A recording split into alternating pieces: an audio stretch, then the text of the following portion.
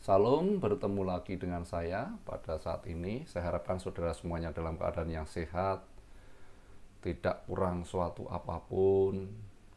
Demikian juga dengan saya dalam keadaan yang sehat. Saudaraku yang dikasihi oleh Tuhan Yesus Kristus, beberapa hari yang lalu ada suatu pernyataan dari orang seperti ini. Itu orang yang ke gereja saja, sifatnya masih buruk. Lagian untuk pergi ke gereja atau enggak itu urusan saya dengan Tuhan. Kalian tidak perlu menghakimi, kalian tidak perlu uh, menilai, karena saya tahu bahwa urusan beribadah itu urusan saya dengan Tuhan. Pernyataan orang itu kurang lebih seperti itu, saudara, dan itu menggelitik hati saya, dan saya perlu mencari-cari sebetulnya apa sih yang terjadi dengan ibadah. Terkhusus bagi kita sebagai orang Kristen, kenapa hari Minggu harus beribadah? Saudaraku yang dikasihi oleh Tuhan Yesus Kristus, kalau kita lihat di dalam Keluaran 8 ayat 1, pada saat bangsa Israel berada di Mesir, pada saat bangsa Israel ditindas oleh bangsa Mesir, Tuhan melalui Musa, jadi Tuhan menyuruh atau memerintahkan Musa untuk berbicara kepada Firaun bahwa Firaun harus membiarkan orang Israel pergi supaya mereka beribadah kepada Tuhan. Jadi kalau dilihat, orang beribadah itu adalah perintahnya Tuhan, bukan perintah pendeta atau perintah siapa, itu bukan. Tapi ibadah itu adalah perintahnya Tuhan. Pada Perjanjian Lama, kalau kita orang Kristen mempelajari di dalam Perjanjian Lama, ya pada hari Sabat mereka beribadah. Bangsa Israel setiap hari Sabat mereka beribadah. Bahkan Tuhan Yesus,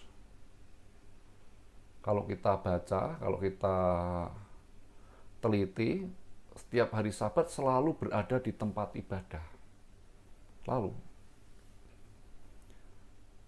jadi Tuhan Yesus mengajarkan kepada kita bahwa ada satu hari yang kita harus menyediakannya untuk beribadah. Karena salah satu perintah Tuhan di dalam 10 hukum Tuhan itu, kuduskanlah hari Sabat. Kuduskan itu tidak hanya orang beristirahat, ternyata kan seperti itu. Tidak hanya orang itu beristirahat, tetapi orang itu beribadah, melakukan sembahyang. Di dalam, saya ulangi lagi, di dalam kisah di mana Tuhan Yesus ada, kita bisa lihat di dalam Injil, bahwa setiap hari Sabat Tuhan Yesus berada di tempat ibadah.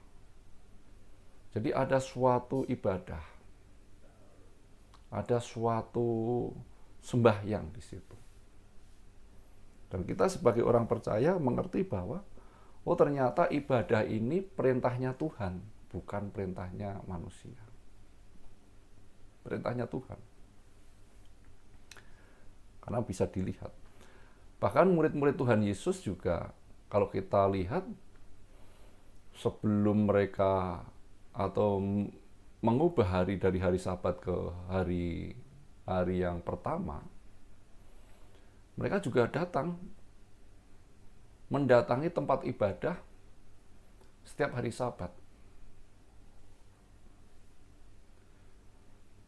Dan seiring dengan waktu, karena terjadi gesekan dan lain hal, akhirnya orang Kristen atau orang yang disebut orang Kristen, ibadahnya adalah hari Minggu atau hari pertama.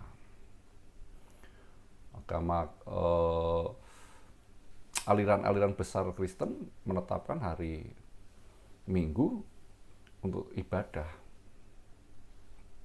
Jadi ibadah yang dilakukan oleh umat Kristen itu adalah perintahnya Tuhan. Tuhan Yesus memberikan contoh kepada kita, ada satu waktu yang harus kita sediakan untuk beribadah. Kita ini kan sibuk setiap harinya untuk mencukupi kebutuhan hidup kita. Sibuk kita dengan keperluan-keperluan kehidupan kita. Dan Tuhan mengingatkan, tidak mungkin kita akan bekerja terus 24 jam, bekerja terus 7 hari dalam seminggu. Jadi Tuhan mengingatkan kepada kita, umat-umat Allah, umat-umat Tuhan saja ada waktu di mana berhenti untuk bekerja. Kalau kita lihat di dalam penciptaan seluruh alam semesta ini, ada. Sehingga 6 hari Tuhan bekerja dan 1 hari dia berhenti. Kan seperti itu. Sehingga ini menggambarkan bahwa manusia itu harus ada waktunya untuk istirahat, tidak melulu harus bekerja terus, sibuk di dalam kehidupan kita sehari-hari. Mungkin juga ada yang berkata, ya saya harus menikmati hidup. Kapan lagi saya bisa menikmati hidup kalau bukan hari Minggu? Mungkin ada yang mempunyai kebiasaan atau hobi yang kadang-kala naik sepeda, atau naik gunung, atau mancing, mohon maaf, ya kan? Yang itu bertepatan dengan hari Minggu. Cuma ini perintah Tuhan, bahwa kita sebagai manusia harus menyiapkan 1 hari untuk beribadah kepada Tuhan. Beribadah. Kalau menurut pikiran saya, arti ibadah itu, yang pertama saya itu mempercayai adanya Tuhan. Makanya setiap hari Minggu saya datang ke gereja karena saya tahu bahwa di dalam hidup ini ada Tuhan. Karena saya tahu ada Tuhan, makanya saya beribadah. Itu. Karena di dalam hidup saya ada Tuhan, Dia menyertai saya, menyertai kehidupan kita semuanya, sehingga kita bisa datang kepada Tuhan untuk beribadah. Di dalam ibadah saya juga tahu bahwa Tuhan berbicara kepada saya melalui firman-Nya, melalui hamba-hamba yang diutus untuk berbicara. Tuhan menitipkan pesannya melalui hamba Tuhan itu untuk menyampaikannya kepada saya. Makanya tidak heran iman timbul dari pendengaran, yaitu pendengaran tentang firman Tuhan. Jadi ibadah ini adalah perintahnya Allah yang saya harus turuti dengan tulus ikhlas. Ibadah itu adalah kehendaknya Tuhan, sehingga saya harus lakukan dengan sepenuh hati saya. Ibadah itu adalah keinginannya Tuhan, sehingga saya melakukannya harus dengan gembira. Kadangkala kalau melihat teman-teman, rekan-rekan itu datang ke ibadah itu kayaknya terpaksa. Kalau sudah hari Minggu, ya udah harus ibadah lagi. Makanya begitu mengikuti ibadah seperti sudah gelisah. Ada yang main handphone, WA-WA-an atau baca WA, baca Facebook, mengisi waktu ibadah itu sedemikian rupa, sehingga bisa terlewatkan dengan cepat. Bahkan ada yang berbicara ngobrol, ada yang mondar-mandir, sana kemari. Yang lebih celakanya lagi kalau umpamanya aktivis, pendeta pada saat ibadah mondar-mandir ke sana kemari. Waduh, itu celaka. Belum mengerti bahwa ibadah itu yang memerintahkan Tuhan. Di dalam ibadah itu saya juga percaya bahwa Tuhan hadir. Makanya pada saat Tuhan hadir, Dia memberikan firman-Nya kepada saya untuk saya bisa mengerti. Iman timbul dari pendengaran. Pada saat firman itu diberikan melalui hambanya, terbukalah pikiran saya dan iman saya akan timbul. Gitu. Kepercayaan saya kepada Tuhan semakin kuat. Itu ibadah yang sesungguhnya, yang terjadi sesungguhnya di dalam ibadah kita pada hari Minggu. Gitu. Jadi kalau kita datang ke ibadah, ya harus dengan tulus ikhlas, dengan segenap hati kita, tidak dengan beban. Karena kita tahu ada Tuhan di dalam setiap ibadah kita. Pakaian kita juga harus sopan karena kita mau bertemu dengan Tuhan kita. Tuh rekan-rekan yang mempunyai hobi apapun, tolong disiapkan waktunya 1 jam atau 1,5 jam untuk datang ke gereja beribadah pada Tuhan. Habis itu saudara bisa melanjutkan lagi aktivitasnya. Mau yang bersepeda bisa melanjutkan lagi. Mau yang punya rencana mancing bisa pergi mancing lagi. Mau yang mempunyai urusan bisnis setelah pergi ke gereja, saudara bisa pergi melanjutkan urusan-urusan itu. Tapi nomor 1 itu ibadah. Karena ibadah itu sekali lagi itu adalah perintahnya Tuhan. Kita mengakui kalau di situ ada Tuhan. Kita mengakui bahwa di dalam hidup ini, di dalam kehidupan kita ada Tuhan. Melalui ibadah kita juga belajar untuk mengerti seperti apa Tuhan. Seperti apa Tuhan kita bisa tahu dari ibadah.